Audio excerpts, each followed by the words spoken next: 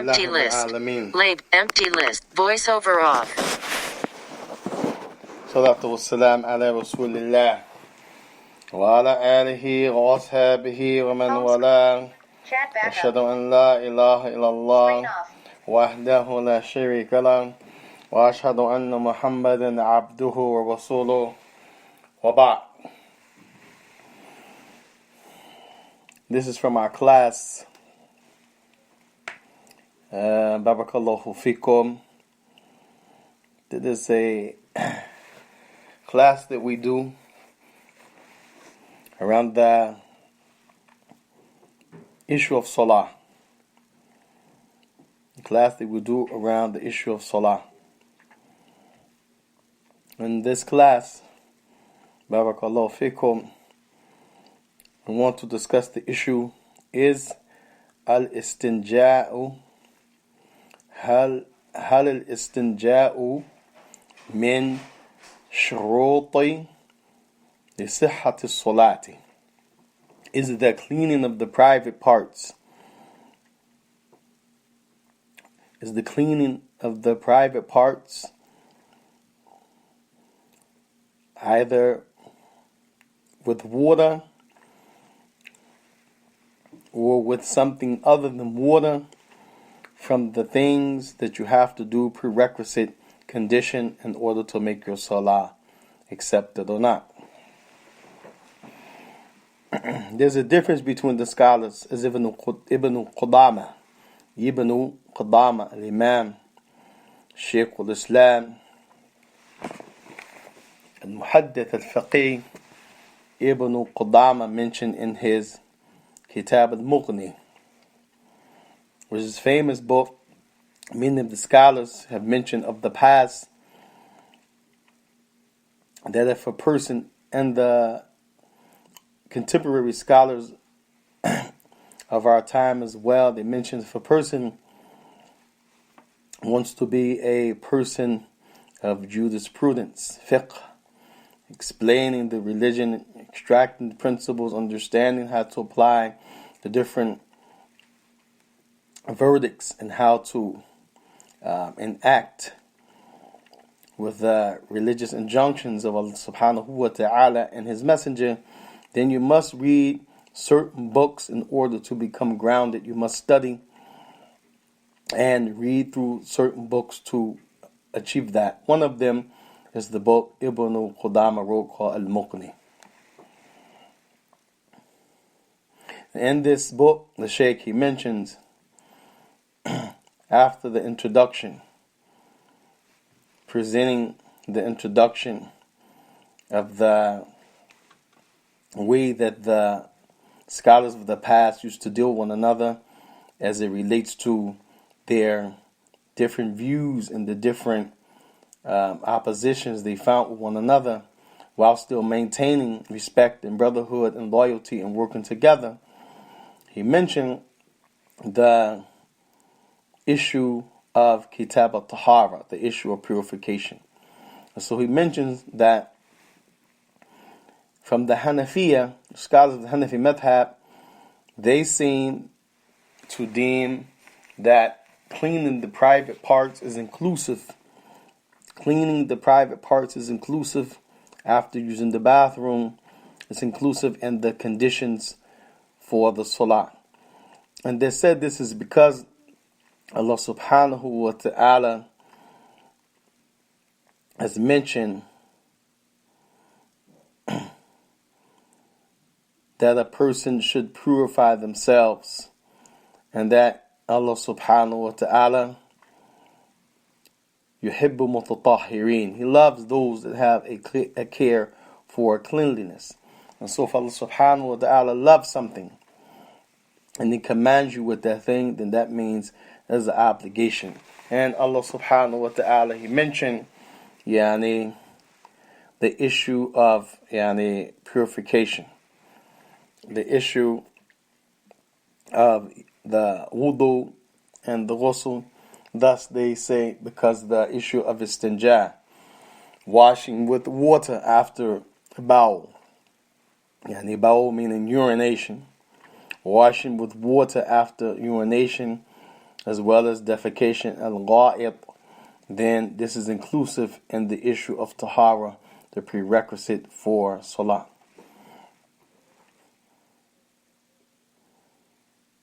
You also have, barakallahu fikum, no clear particular text for that, as you have a clear particular text for the issue of wudu, the issue of ghusl, and the tayammum. But the issue of istinjah being a prerequisite for salat, then we don't have a particular text. Thus, it is a issue for the scholars of the Hanafi madhab, of qiyas. They deduce if you need to remove those impurities for salat from the issues of wudu, ghusl, and even if you have no water at tayammum, and how could not clean and deprive it be a prerequisite? On the other hand, the likes of barakallahu fikum, the Shafi'iyu, they're different, and the Hanbaliyu, the Shafi'i and the Hanafi, the scholars, they're different. As barakallahu fikum, the Shafi'i scholars, they mention that it is not a condition to make istinjah, to clean a person. It's private. It's not a condition before they pray. It's not a condition before they pray. Some of them, barakallahu fikum, they also mention that it's a condition, that there is a condition here as it relates to the salat, because the Prophet ﷺ mentioned that a person who had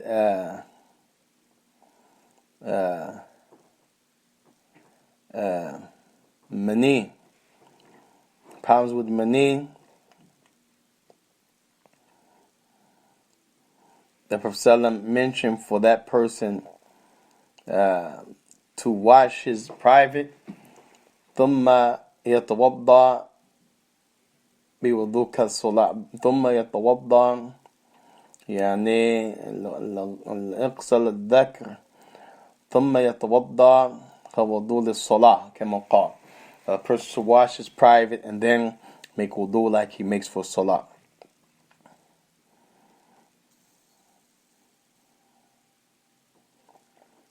And Allah subhanahu wa ta'ala, He also mentioned, barakallahu fikum,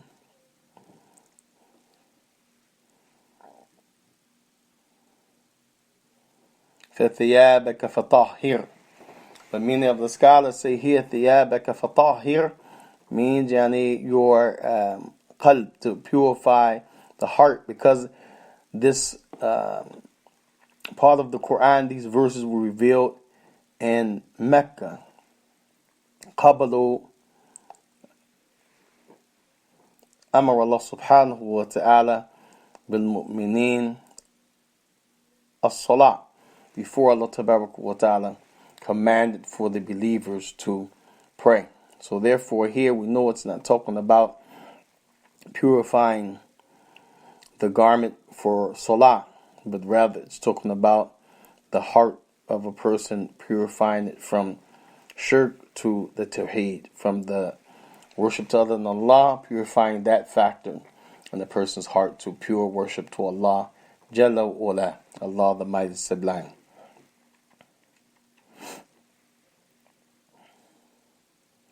You also, barakallahu fikum, have the issue lastly of the water.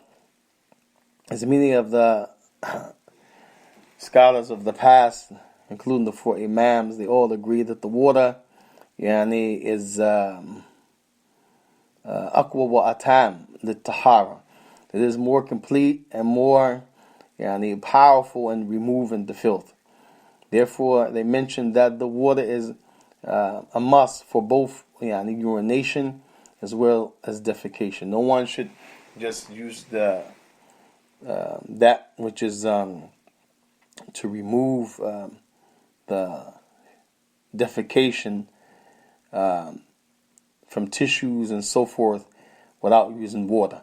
They should use the water, and if they need to combine between the two, then let them do so, but the water has to be there. As the scholars mentioned, it is most applicable. It is the strongest agent, and it gives for completeness in the cleanliness and the process of elimination of that which is to be removed for the one who was cleaning himself after relieving him or herself. So if we take both of these sides, the side that says there's no text, there's no clear-cut text, ما في دليل قطعية, there's no clear-cut black and white text to say that the cleaning after the bathroom, Istinjah, is a condition of the salat, such as the issue of wudhu and the issue of ghusl. And then we understand that they are including rafa hadith, to remove impurities in a general sense. And as we mentioned, the Hanafiya, they use qiyas, they extract, if this is the case, for impurities by way of making wudu in order to make the salah after relieving the bath, and then such is definitely the case for washing that private in which the impurities came from in the first place. And others have mentioned that there's no clear text for that, that it is mada recommended to do, sunnatun mu'akkada, a strong emphasized action to be done from the statement, the action of a prophet, from other perspectives, or from a general sense, as the Hanafis have made a qiyas, and the Shafi'i have said in the general sense it falls in tahara, where the Hanbalis say that there's no clear text for that to be made as a condition for the salah. So we gather between both of them that although there's no clear text, in a general way it falls under that which is purification, that which is cleanliness, and Allah subhanahu wa ta'ala, He loves the cleanliness. So inshallah tabarak wa ta'ala, we take strong measures in that, and we ask Allah subhanahu wa ta'ala يحق الحق الحق ويبطل الباطل إنه سميع الدعاء. We ask Allah tabarak wa ta'ala to make the truth appear as truthfulness and the falsehood to be perilous.